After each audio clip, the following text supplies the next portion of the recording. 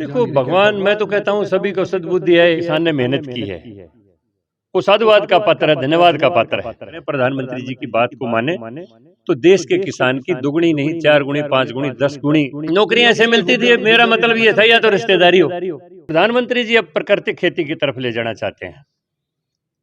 मैं देश के किसान का धन्यवाद करता हूँ, साधुवाद देता हूँ।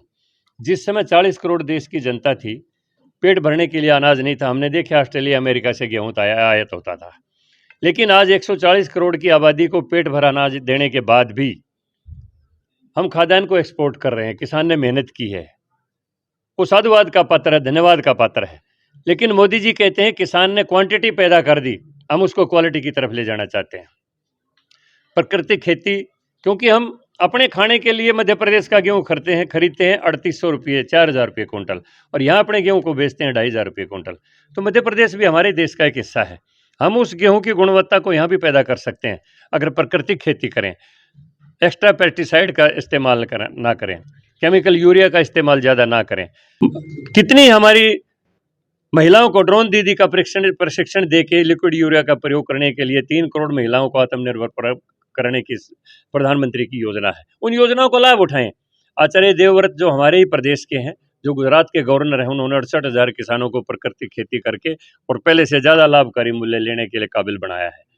तो वही उत्पाद का जो हमारी जो क्वांटिटी है उसको हम क्वालिटी में परिवर्तन करें। प्रधानमंत्री जी की बात को माने तो देश के किसान की दुगनी नहीं 4 गुनी 5 गुनी 10 गुनी कीमत हो जाएगी फसलों की, और उसकी और भी ज़्यादा विश्व स्तरीय जो गुणवत्ता का जो उत्पाद होगा उसकी और ज़्यादा अपने आप ही हो जाएगी। बयान अभी दिया है सर कि अगर किसी नौकरी की जरूरत है तो संगी में बुआ होनी चाहिए थी। क्या? संगी में बुआ होनी चाहिए थी उसकी। अगर आपने नौकरी पे बयान दिया कि पहले नौकरी ऐसे मिलती थी, नौकरियां ऐसे मिलती थी, मेरा मतलब ये था या तो रिश्तेदारी हो, कहने का मतलब ये था। नहीं, ये तो एक उदाहरण दे दिया जाता है, हरियाणा की बात है। या तो रिश्तेदारी हो और या पैसा हो, दो ही माध्यम से, या जान पहचान हो या पैसा हो। सर एक लास्ट क्वेश्चन, लेकिन तीसरा माध्यम नहीं था, मेरिट नहीं थी। मेरा कहने का मतलब ये। एक लास्ट क्वेश्चन है, मन्नू भाकर के माता पिता नाराज हो रहे हैं, भारत रत्न अवार्ड के लिए, खेल रत्न अवार्ड के लिए उनको चयनित नहीं किया गया, उस पर क्या कहना? देखिए, इसकी स्पेसिफिकेशंस हैं, तो सरकार ने जितनी स्पेसिफिकेशंस हैं उनके ऊपर पैमाना तय करके देते हैं, वो उसी बोर्ड का काम है, मेरी इसमें कोई टिप्पणी नहीं। डल्लेवाल ने हरियाणा के किसानों को से अपील की कि आप लोग भी आंदोलन में आए, लेकिन हरियाणा के किसान नहीं जा रहे हैं। किसान नेता डल्लेवाल ने अपील की कि हरियाणा के किसान भी आए बॉर्डर पर, तो हरियाणा के लोग देखो भगवान, मैं तो कहता हूँ सभी को सद्बुद्धि है। जिस देश में भी हमारे देश के प्रधानमंत्री गए हैं, उन्होंने रेड कारपेट के ऊपर उनका स्वागत करके और अपने देश का सर्वोच्च नागरिक सम्मान दिया है। तो आज देश का गौरव बढ़ा है पूरी दुनिया के अंदर। कोई भी काम ऐसा ना करें जिसके देश के गौरव में कमी आए। ठीक है, थैंक यू।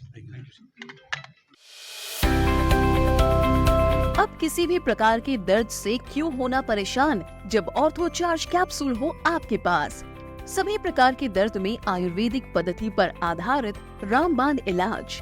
कबीर औषधालय का ऑर्थो चार्ज ऑयल, कैप्सूल और सिरप आपको देता है तुरंत आराम। अनेक प्रकार के दर्द जैसे sciatica, spondylitis, rheumatic pain, arthritis, lumbar pain, सभी दर्द को दूर करने का रामबाण इलाज 100% आयुर्वेदिक जड़ी बूटियों से बनाया गया ऑर्थो चार्ज कैप्सूल और ऑयल एक बार प्रयोग में अवश्य लाएं। अधिक जानकारी के लिए संपर्क करें।